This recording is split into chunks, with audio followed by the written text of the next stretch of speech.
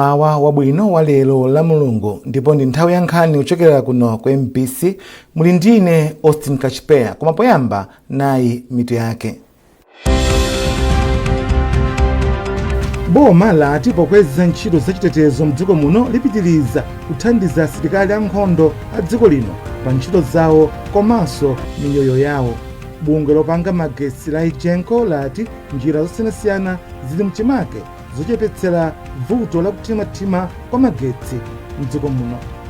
Mu nkhani za masewero, timu ya Brigos yafika pamwamba pa FDH Premiership ndi mapointi 10 pomwe yafanana mphamvu ndi timu ya FCB Nyasa Big Bullets pa bwalo la Sivo Lilongwe.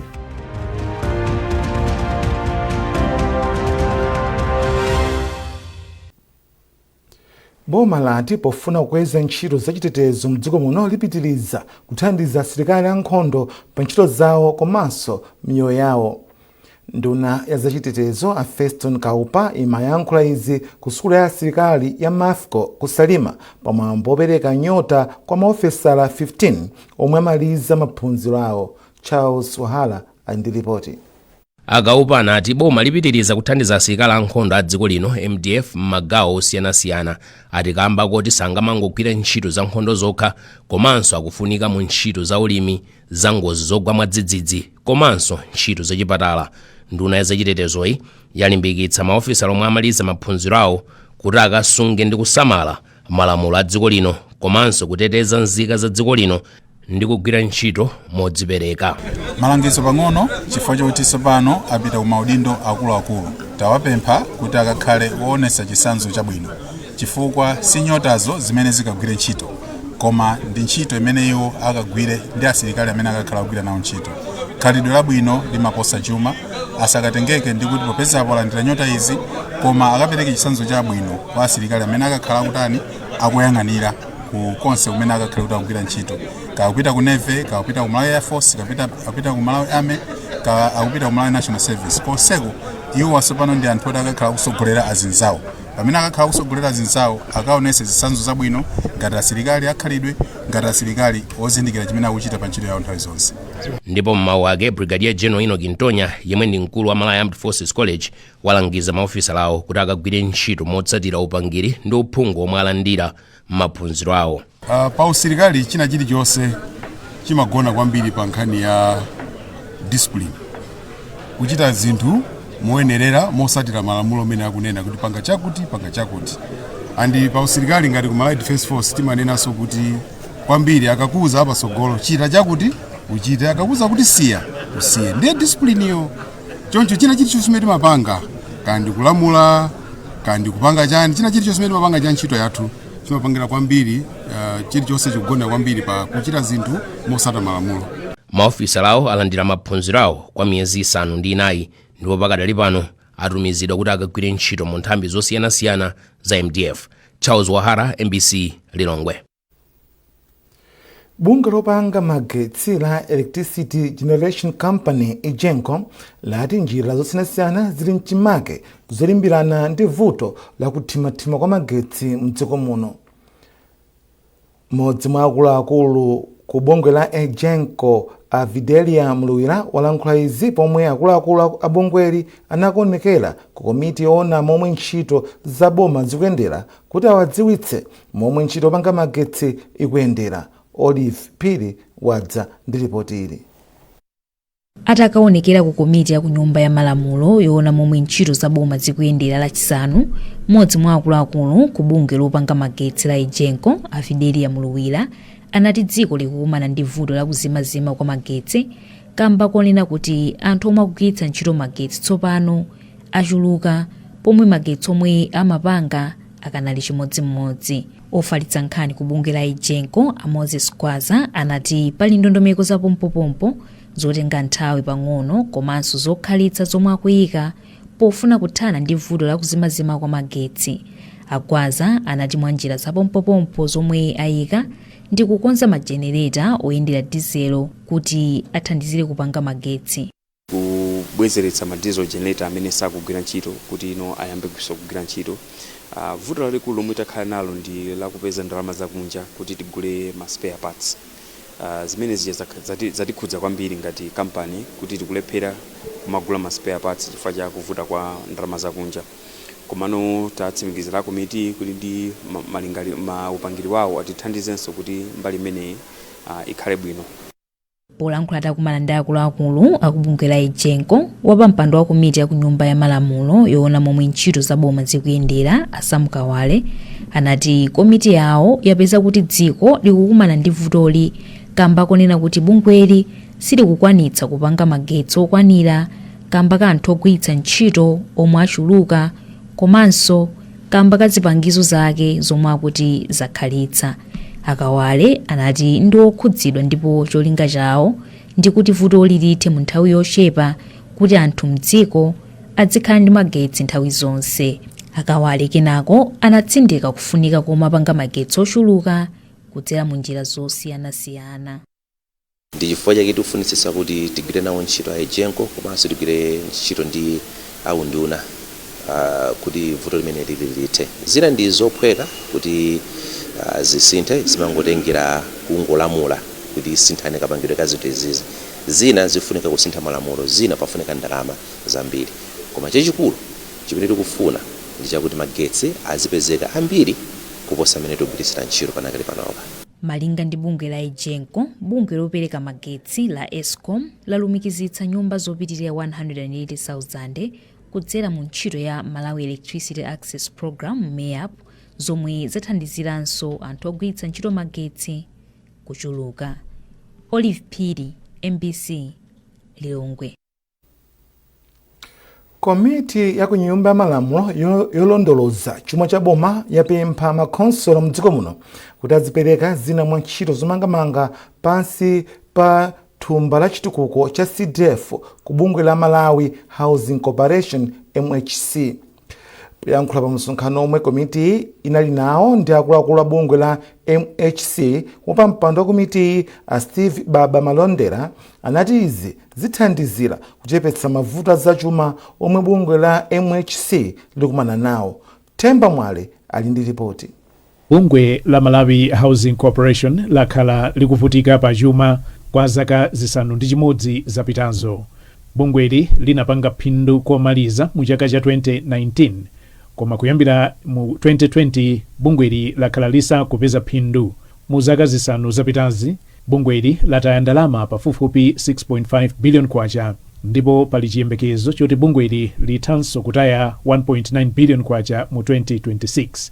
Bungweli lomwe katundu wake yense ndi wa 6 billion kwacha lili ndi ngongole pafupifupi 8 billion kwacha. Wapampando wa komiti ya ku nyumba ya malamulo yolondoloza chuma cha boma a Steve Baba Malondera wati ndalama za CDF zatsopano zikhoza kukhala yankho ku mavuto omwe MHC ikukumana nawo ngati makonsolo angapereke zina mwa ntchito zawo zomangamanga ku MHC yomwe ili ndi ukadaulo woyenerera. CDF panopa yafika pa 5 billion. Mosafuna kuti ngati kukokana ndi anzathu amene amapanga zomangamanga. Chifukwa 5 billion pakuswesi pana alibepo.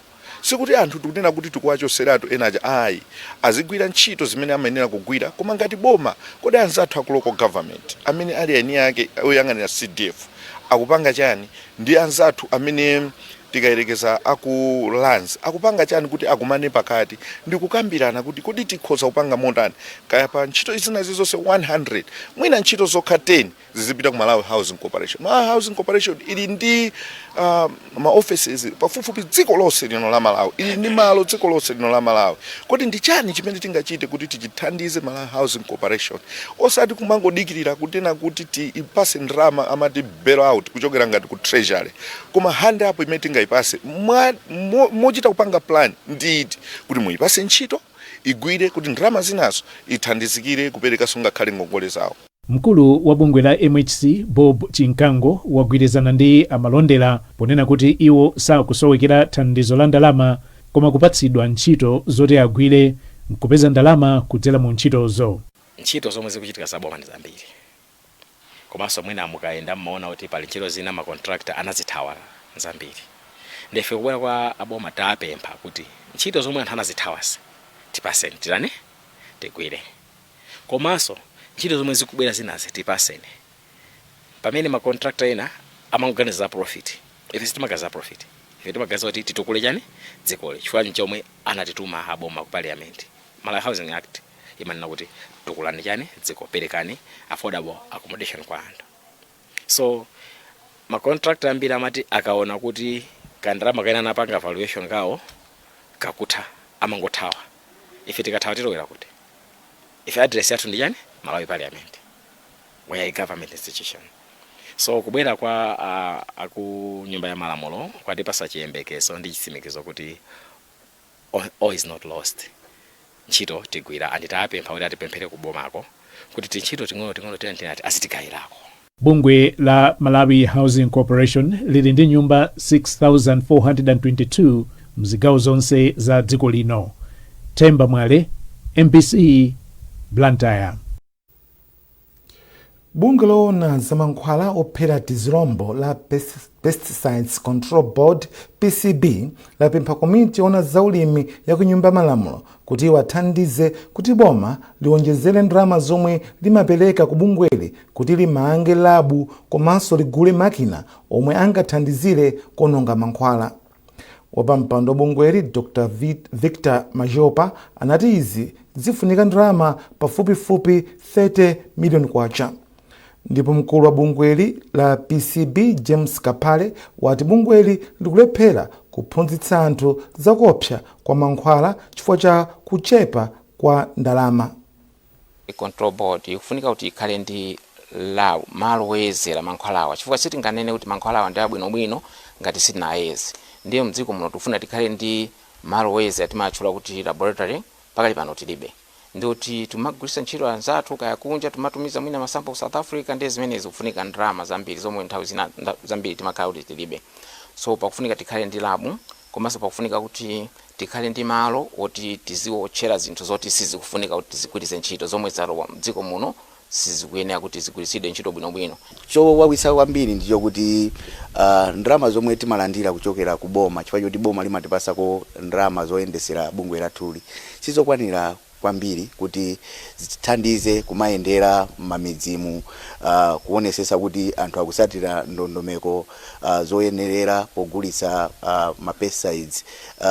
Koma ndasangalala kuti mmawa uno takumana ndi ma MP amene akuyimira ku madera akumudziko kwadandaulira vuto la ndalamalo kuti atatiganizira kuti pasa ndalama zokwanira titheka kumayendera bwinobwino ma trading center mamidzimu kuti tionesese kuti vuto logulitsa mankhwala mapesticides amene sali ovomerezeka pansika likhale kuti tathana nalo. Ndipo poyankhapo wapampando wa komiti yoona zaulimi ku nyumba malamulo Anthony Kamoto anati apita nalo dandauloli ku nyumba ya malamulo. Mavuto amene tikuwaona as a committee choyambirira ndi kupezeka kwa mankhwala muchisawawa m'misika yathu. Aliyense angozuka ndi kuyambisa shopu kuti agrodira osaphunzitsidwa osapasidwa ulangizo uliwonse ndiye zimenezo ndi chovuta chimene tikuchiona. Komanso dandaulina ndiloti anzathuwa akalanda mankhwala aja kuchoka kwa anthu osiyanasiyana kuti zimezi yazo zimafunika dongosolo lake kuti azichite dispose kuti aziononge siamangochita chisawawa. Ndiye zimenezo so timafuna kuti timvesese kuti akupanga motani. Komanso tinafunanso tione kuti kodi iwowa mchizungu amati visibility akupezeka pati ndi pati. Mukuonera nkhanizi kuchokera kuno ku MBC. Tentonenso mitu yake. Boma lati pokweza ntchito zachitetezo mdziko muno lipitiriza kuthandiza asilikali ankhondo a dziko lino pa ntchito zawo komanso miyoyo yawo.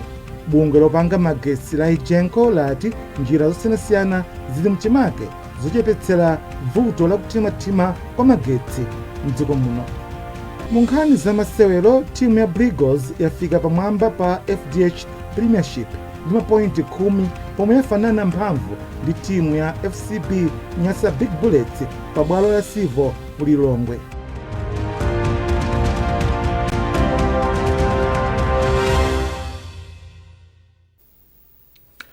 Takulandirani ndipo nkhani zathu zopitirira.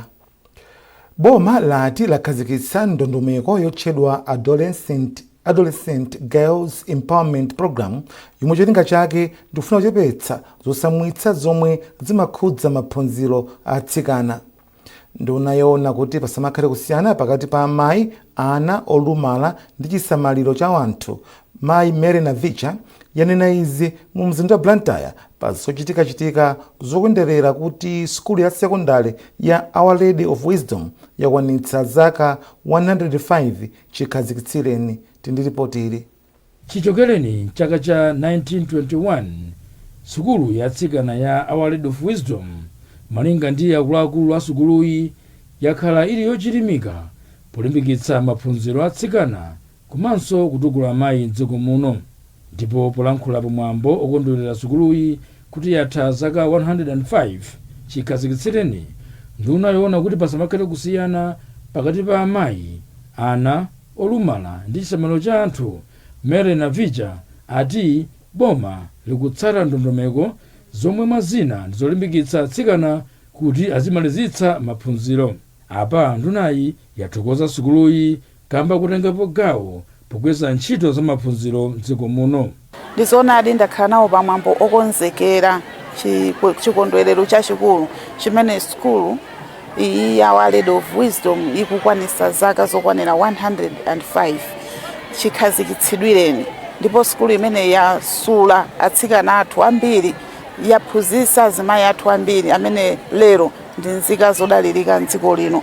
Choncho mwambo umene ukhalapo pa 19 September mchaka chonchino, ndipo pamene tikukonzekera lero anali ndi tsiku lalikulu limene tonse tinakumana pamodzi, anthu amene aphunzira pano, makolo ndi ana, kukonzekera kutolatola pang'ono kuti tithandizire mwambo umene ukhale wa mtengo wapatali. Cholinga chawo chachikulu akufuna kugula basi komanso kukonza library ndi mavuto ena amene ali pa sukulu pano. Choncho nduna wanga ndozipereka kuonesesa kuti atsikana akuyang'aniridwa bwino komanso akulandira maphunziro, ndipo palibe chotsamwisa china chilichonse. Chifukwa chake ndimayamikira Our Lady of Wisdom Secondary School chifukwa chogwira ntchito imonyaditsa nimodzipereka mu zaka zokwana 105. Mawu awo wapampando wa komiti ya makolo yoyendetsa sukuluyi Ignatius Banda ndi mmodzi wa ophunzira Claire Kuleti athokoza sukuluyi chifukwa cha masomphenya ake otukula maphunziro atsikana m'dziko muno. Lero tikupanga nsonkhasonkha panopa muganize kuti sukulu inayamba 1921 ndipo library inamangidwa 1921 ni yaying'ono, ndiye tifuna timangira library amakono, chinanso tifuna tigule basi.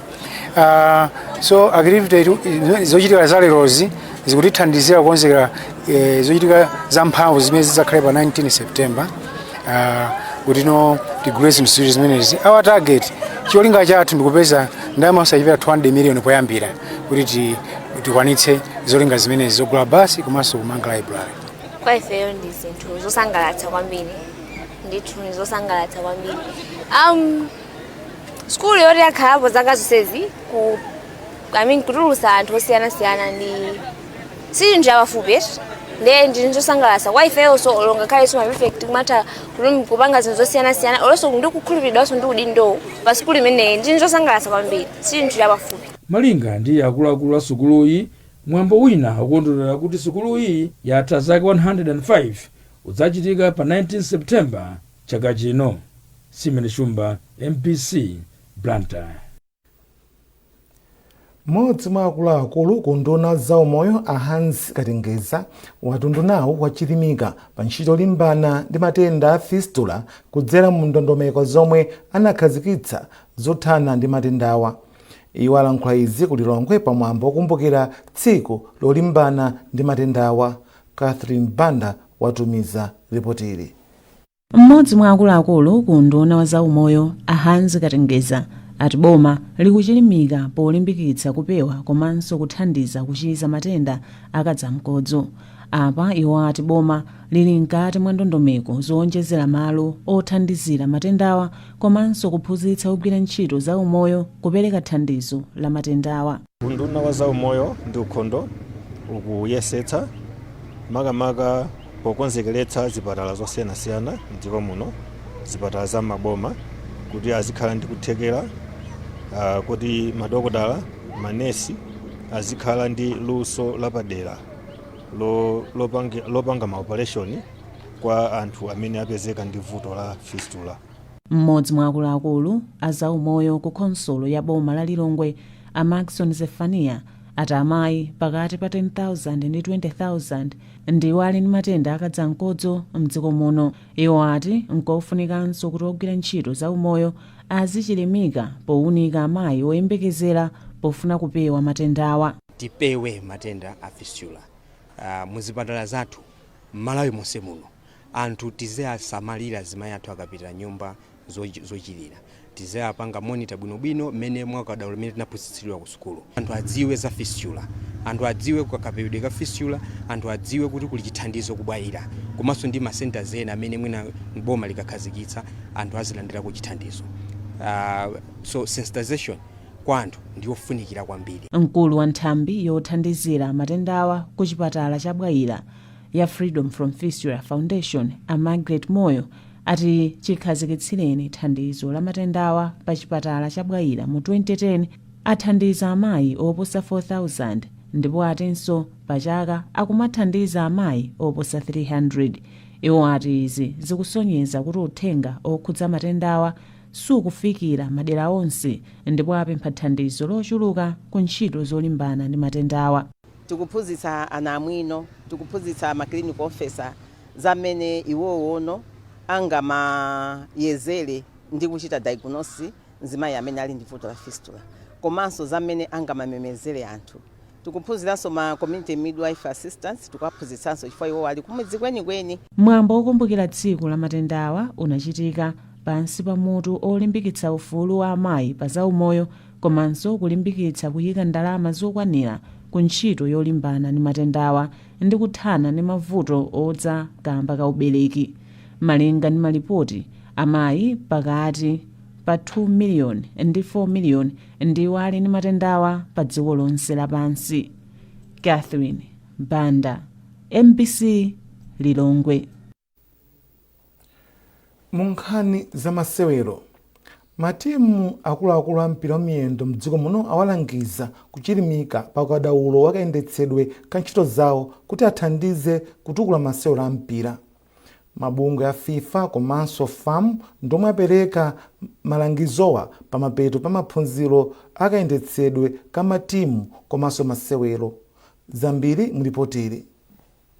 Maphunzirowa anabweretsa pamodzi nthumwi zokwana 60 za matimu a mpira wa miyendo wa anyamata komanso atsikana omwe aphunzira kayendetsedwe ka ukadaulo ka ntchito zawo zachuma ndinso ntchito za malonda. Mkulu wa ntchito zachitukuko m'mayiko a mu Africa ku bungwe la FIFA, Solomon Mudenge, wati FIFA ndiyodzipereka poonetsetsa kuti masewero a mpira wa miyendo akukwera mu Africa ndipo ndondomeko ya maphunzirowa ndi imodzi mwa nsanamira zikuluzikulu zomwe lidayika pofuna kukwaniritsa masomphenyawa.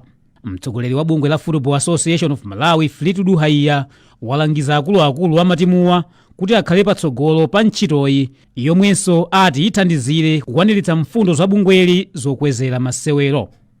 Ngati ku Malawi tikufuna kusintha mpira, tikuyenera tiyambire ku club. Ngati tikuti Flames ikazachite bwino kapena Scorchers zipitirizabe kuchita bwino kapena our junior teams akuyenera kukhala bwino ndi maklabu. Ine ndichikhulupirira kuti tikapanga zonsezi limodzi tipeza kuti maklabu athu they will be professional clubs, akhala kuti nkhani zachuma akhala uzidalira pawokha komanso koposaposa ndiye kuti mpikisano wathu ukhala wamphamvu. Yemwe anayankhula m'malo mwa matimuwa, Edgar Chipalanjira, wati maphunzirowa awatsekula maso mu zinthu zambiri ndipo ayesetsa kugwiritsa ntchito ukadaulowu. Tipindula kwambiri ngati maklabu pakayendetsedwe ka mpira kapena masewero muno m'Malawi chifukwa akutiphunzitsa zinthu zina zimene zili zofunikira kwambiri zimene mwina ambiri sanazidziwe. Maphunzirowa akuti ndi mbali imodzi ya ndondomeko yomwe FIFA ikutsata limodzi ndi mabungwe oyendetsa masewero a mpira wa miyendo m'mayiko osiyanasiyana ndi cholinga chothandizira mayikowa kukwaniritsa mfundo zake zokwezera masewero. Foster Maulidi, MBC Sport. timu ya Blue Eagles yafika pamwamba pa FDH Premiership ndi mapointi 10 pomwe yafanana mphamvu ndi timu ya FCB Nyasa Big Bullets pogoletsana chigoli chimodzi kwa chimodzi pa bwalo la Sivo Loweruka. Blue Eagles inatsogola pa mphindi 39 kudzera mwa Tonic Viui pomwe FCB Nyasa Big Bullets inabweza mchigawo chachiwiri pa mphindi 51 za maserowa. Pomloka wafika ndi zambiri.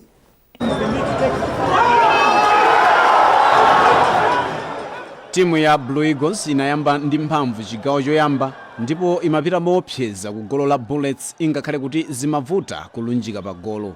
Tonic Viuyu anamwetsa chigoli pa mphindi 39 za chigawo choyamba chomwe chinachititsa kuti matimuwa apite kopuma Blue Eagles ikutsogola.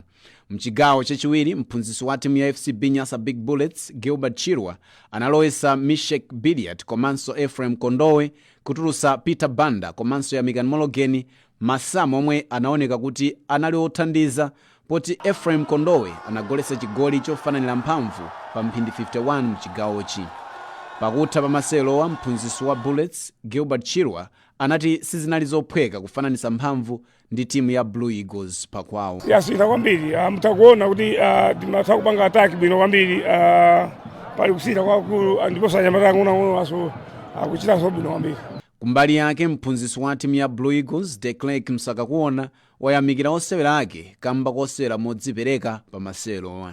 Tunafaa kupambana mabe anzotha abweza senta futango yamba kupanga 1-1 timafuna tipambane mabe zalephereka tapeza point anyamala amenya bwino sitingalame ndithu zamene zimene pa training anapanga kumabeza ngovuta kuti tapeza point. Masero ena timu ya Moyale Barracks yagonjesa timu ya Craig Sporting pa bwalo la Rumpi ndi chigoli chimodzi kwa du, pomwe timu ya Red Lions yagonjesa timu ya Luwana Mitundu Baptist ndi chigoli chimodzi kwa du. Ku Champion Stadium timu ya Eka FC yagonjesa Kamuzu Barracks 4-1. Masevero mu ligi ya FDH Premiership akhala akupitilira la Mulungu pomwe Mighty Wanderers isewera ndi Silver Strikers pa bwalo la Zomba, ndipo timu ya Mafco FC ikumana ndi timu ya Chitipa United, pomwe Masters FC isewera ndi Goshen City the Dynamos pa bwalo la Bingu, ndipo Civil Service United ikumana ndi Karonga United pa bwalo la Sivo mu mzinda wa Lilongwe. Pomlowoka, MBC, Lilongwe. Ndipo chakumadzuloku timu ya kumangalande ya Arsenal ayipasa ukatswiri wa chikho cha English Premier League. Ndiye tiyeni tionere pa masewero omaliza a English Premier League. Munkhani zachisoni matupi anthu awiri mwa 8 omwe anafa pa ngozi ya basi mdziko la Zimbabwe kumayambiriro a mwezi uno afika mdziko muno kudzera pa bwalo la ndege la Kamuzu ku Lilongwe. Ngozi inachitika ku dera la Limpopo ndipo anthu 8 anafa. Mlembi wamkulu wa boma Justin Saidi wapereka uthenga upepesa kwa mawanja ofedwa malo mwa mtsogoleri wa dziko lino Profesa Arthur Peter Mutharika. Zambiri mulipoteri. Basi ya Monorama yomwe inatenga anthu 58 kuchokera mdziko muno inachita ngozi ku South Africa, mabreki ake onse atasiya kugwira ntchito. Anthu 3 ndi omwe anamwalira pa ngozi ndipo ena 3 anagonekedwa mchipatala. Mlembi wamkulu mu ofesi ya mtsogoleri wa dziko lino a Justin Saidi yemwe adayimira President Professor Arthur Peter Mutharika pamwambowu wapepesa mabanja awa kamba kazovutazi. Ndi a President Chisoni komanso ali ndi kuwalimbikisa anthu kuti nthawi imene tili pa mavuto ngati oterewa tizikhalirana limodzi. Ngozi sipanganika imazachitika nthawi ina iliyonse, choncho ndi bwino kuti nthawi imene ena agweredwa tikhale nawo pamodzi. Anthu mmene avutika kumalawi kuno a President chikhumbokhumbo chawo kuti boma likhale nawonso anthu pamodzi ndi kuwathandiza amene angathandizire kuti mwina apeze mpumulo. Ndipo oyimirana mfedwa a Dickson Muhangu ayamikira boma kamba kuyima nawo limodzi pa nthawi ya mavutowa. A Embassy South Africa anthu amene wa Mulungu adalitse, anthu amene wa ndoti maziwa muzintchito, anthu amati afolo kuloko yakwana nthawi kuti tizipita ife yatikwanira, koma anthu amene timakhala nawo pana usiku ndi tikukhala kugona pamalo poti siposayenera, anthu amene atithandiza kwambiri. Komanso ndikuthokoza kwambiri kuti boma lisasiye kutigwira nzanja tikakhalira muzifukwa ngati zimenezi. Ngozi yomwe inatenga miyoyo ya anthu 8 idachitika patatha masiku awiri chabe ngozi inanso itachitika mdziko la Zimbabwe komwe Amalawi okwana 15 adamwalira. Trust Office, MBC, Lilongwe. Ndi ripoti imene lotafikanso pa mapeto ankhani zathu mauno, koma sanasiyane nayinso mito yake. Boma lati pokweza ntchito zachitetezo mdziko muno lipitiriza kuthandiza asilikali ankhondo a dziko lino pa ntchito zawo komanso miyoyo yawo. Bungwe lopanga magetsi la Ijenko lati njira zosiyanasiyana zili mchimake zochepetsera vuto la kuthimathima kwa magetsi mdziko muno. Mu nkhani za masewero, timu ya Brigos yafika pamwamba pa FDH Premiership ndi mapointi 10 pomwe yafanana mphamvu ndi timu ya FCB Nyasa Big Bullets pa bwalo la Sivo Lilongwe.